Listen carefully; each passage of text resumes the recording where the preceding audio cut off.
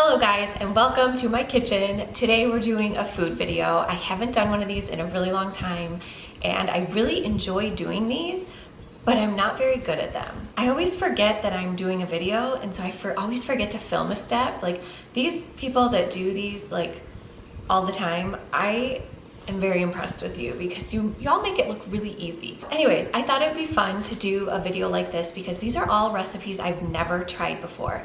They are either recipes I got from a friend or recipes I've seen on Facebook, TikTok, somewhere online, and they make it look really easy, and I wanted to see just how easy they were. If you guys are new to my channel, don't forget to subscribe, give this video a thumbs up. I do a lot of DIYs and reviews here on my channel, but I would like to get into more food videos, so that's one of my goals for this year is to get better at these. Let me know in the comments if you guys like food videos like this, and I will for sure do more of them. All right, let's get into this.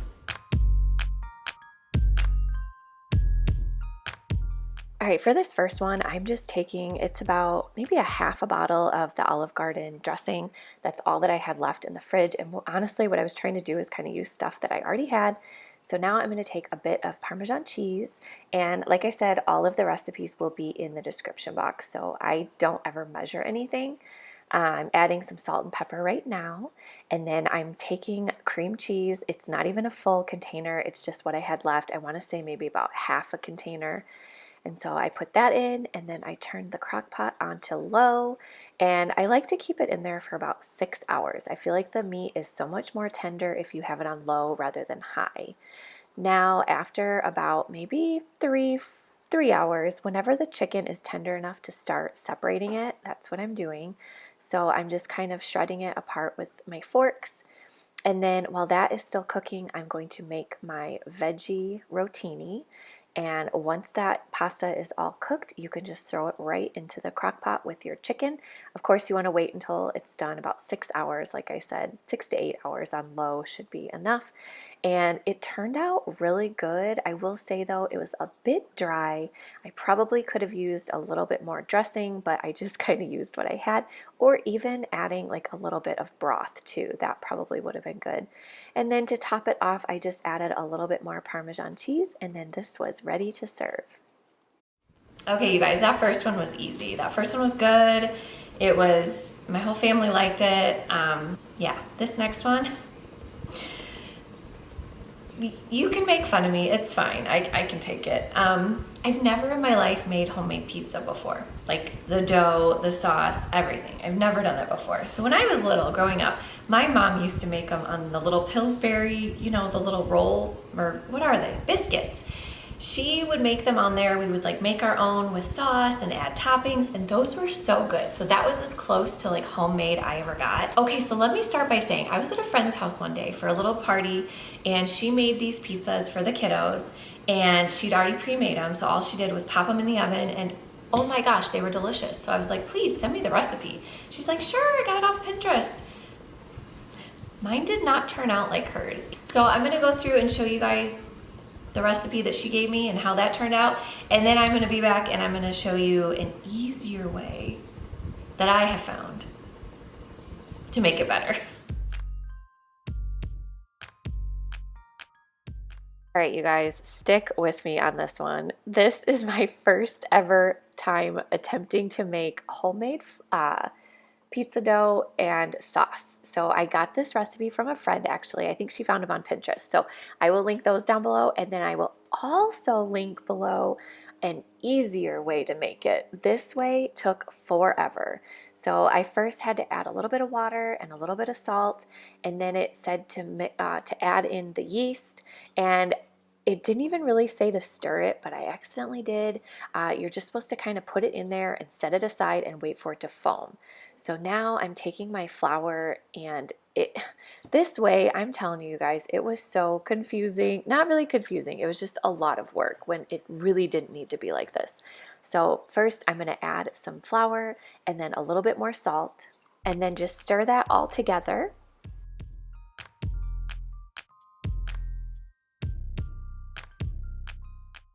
Now, when you notice that the yeast is a little bit frothy like that, it's pretty much ready. So I'm going to add some more olive oil, and then we are going to start adding it into the flour.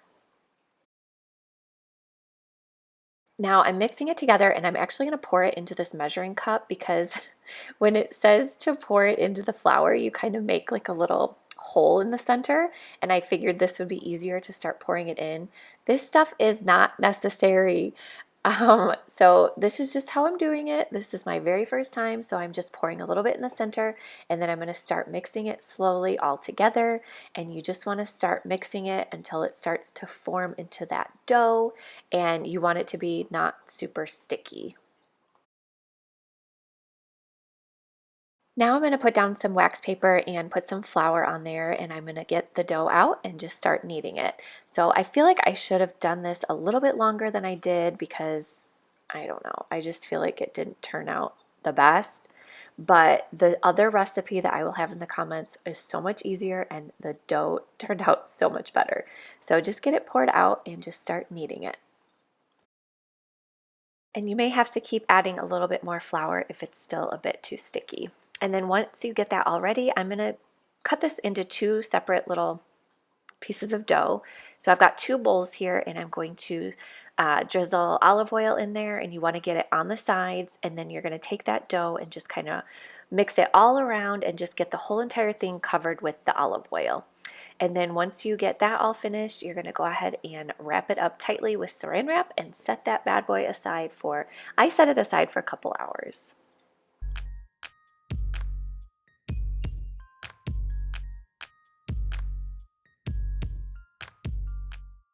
All right, now onto the sauce. Now, this sauce turned out good, but I will probably never make it again. I actually prefer this marinara sauce from Costco, way better. So I will put that in the description below as well. But for this sauce, it calls for peppers and tomatoes. So right now I'm just cutting up all of the peppers and the tomatoes, and you're just going to kind of dice everything and throw it into a pan because we are going to bake this.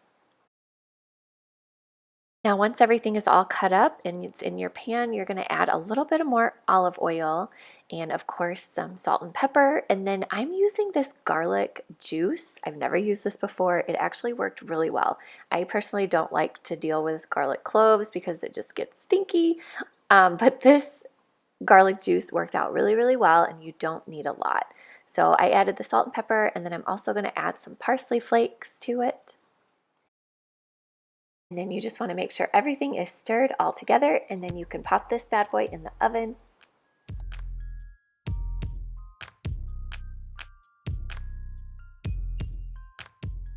Now, when that is all done baking, you're going to add it to your blender or food processor, whatever you have. I'm just using my little Ninja, and I'm just going to add everything in here, and then I'm just going to blend it all up. So I use the pulse option. It doesn't take long because the vegetables are nice and soft. When you bake them, you do want to make sure that they brown a little bit. I feel like that just helps with the flavor. So once you get that all mixed up, you are going to get a pot ready, and I'm going to add a little bit more olive oil to this, and then I'm going to season it with some salt and pepper again. And then you're also going to add a little bit of tomato paste. So I just got the Hunt's. I wish that there was a smaller can because this is all I used. And then you're going to go ahead and add the other sauce and stir that all together. I'm also going to be adding some of the garlic salt to this as well, and those parsley flakes. Oh, and then this one is just some Italian seasoning that I have, and you're just going to stir all that together and let it simmer for quite a while. I did probably about 20 minutes. Now onto the dough.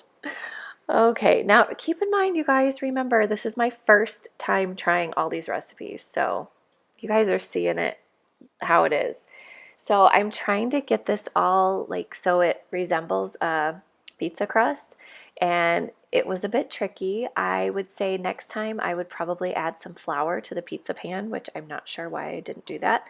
So after some time, I was finally able to get it to look like a pizza crust. Then you can start adding your sauce. Now, one of my mistakes that I made on here, I did not put enough sauce on it. I don't know what I was thinking. Like, I've never done this before, so I would definitely use more sauce the next time. But once you get that on, you can start adding your cheese and then whatever toppings you would like. And I like turkey pepperoni. So I'm just going to go ahead and add some turkey pepperoni, and then it is ready to bake.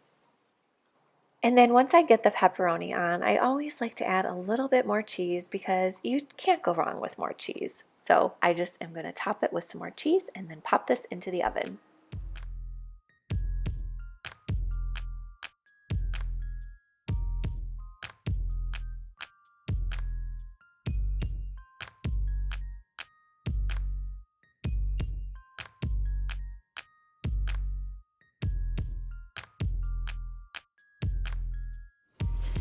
Okay, so while that one wasn't awful, it wasn't the best. What I learned was I don't think I had the oven hot enough. I should have had it at like 450. The problem that I had was the crust wasn't cooking like I wanted it to. I wanted it to be a little crispy. And also the sauce it didn't taste like my friends. Like, I don't know what I did wrong.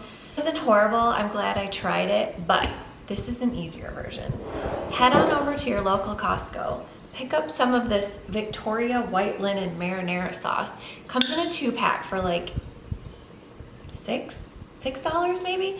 I don't even know, but when I was picking this up, people were just like running to it. They're like, oh, I gotta get that. And they were grabbing like 2 or 3 of them at a time. And I've never even tried it. So I was like, wow, this stuff must be good. So it is. So I'm gonna link below the recipe I did try, and then I'm also gonna link a quicker, easier recipe for the dough. And then I just added this to it, and it was so much better. And if you really wanna get easy on it, Trader Joe's has these like flatbread dough. I don't know, if I can find a picture, I'll insert it. But they're just like little flatbread thingies, and you just add your sauce and add your toppings, pop it in the oven for like 10 minutes. That was really good too. So highly recommend this sauce, and yeah, thanks for sticking with me on this one. All right, guys, this next one I found on Facebook. I'm sure you've seen a variation of this somewhere. It's how to make the creamiest mac and cheese. I'm gonna start off by saying it's still mac and cheese. Let's get into that one. All right, for this next one, I saw this on Facebook. It is apparently the best mac and cheese recipe ever. So what you're gonna do is just add the noodles in first. So rather than heating up the water first, you're gonna add the noodles and then add enough water to cover the noodles. You don't want too much water. And then you are going to add the cheese packet and a little bit of butter, and then you're gonna let it cook like this. Basically, they want you to let it simmer and kind of let the water evaporate so you don't have to drain it in the end. Now I let it simmer like this, or boil, whatever you want to call it, for about 10 minutes. And then once it gets to the point where there's hardly any water left in there, you're going to add the milk. And then you're going to keep stirring it and let it simmer. And you just want it to thicken up as much as possible because, like I said, we are not going to be draining it. But the problem I found here was that the noodles were getting pretty gummy. So yeah, I don't know if it was anything I did on my end or if that's just kind of how this recipe is. But I would say that it wasn't spectacular. I mean, my kids loved it, but they'll eat any kind of mac and cheese. Um, it's definitely not like something you would find at a restaurant. I don't know how they make their mac and cheese, but it's always so good. But I mean, yeah, I'm glad I tried it. I don't know that I'll continue making it like that, but it was pretty good.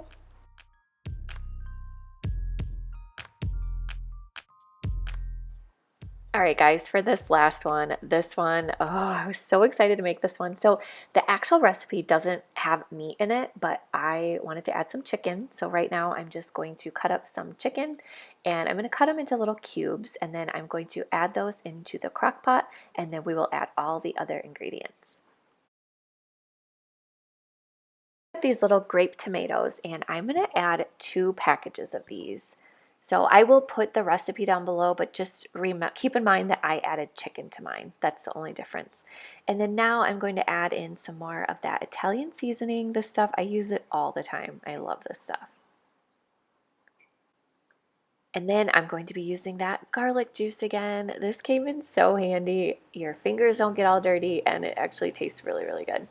Now for the star of the show, the feta. I'm going to add the whole block of feta and you just set it right inside. And then I'm also going to add some of this blue cheese crumbles, or was this goat cheese? I think it was goat cheese. And just add that right on top. I probably could have added more, but I didn't. And then you're going to use a crap ton of olive oil. It called for so much. I ended up not even using as much as it said. I had to look at the recipe like 5 times because it just seemed like a lot, but it turns out to be okay. And now I went out to my garden and grabbed some fresh basil, and I'm just going to cut that up and throw that in on top of everything else. And then, of course, I'm going to add some more salt and pepper. And then you can go ahead and get this set onto low, and I'm going to cook it for about 8 hours. 6 to 8 hours. And then once I got to about maybe 4 hours, they tell you to go in and pop the tomatoes. This was like so much fun. I loved this part. So I'm just taking my wooden spoon and just kind of pushing them against the side until they make the little popping sound. And yeah, this part was really fun.